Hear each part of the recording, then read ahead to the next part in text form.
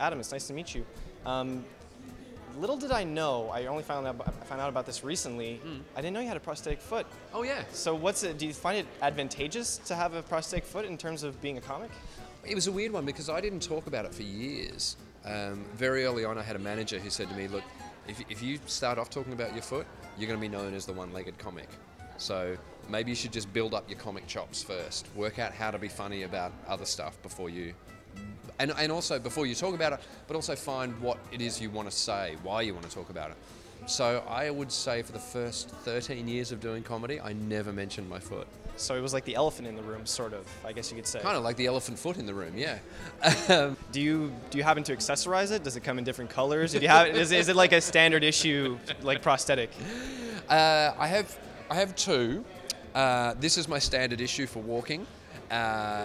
Which is better for balance, but it's not as sturdy as the previous foot that I used to have. So I keep the previous one, which isn't as good for balance, but it's a lot sturdier. I keep that for sport.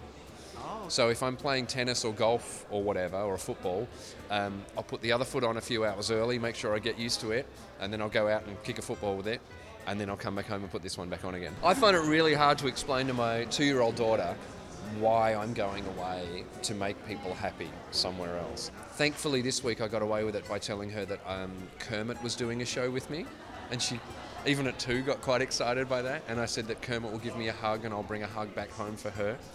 So she's all right with that. I want to ask you, I'm gonna ask you certain questions. I just want you to answer them in one phrase. If you could give me Okay.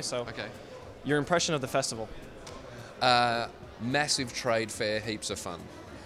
Zoo Fest. Oh, a chance to experiment. Your impression of me.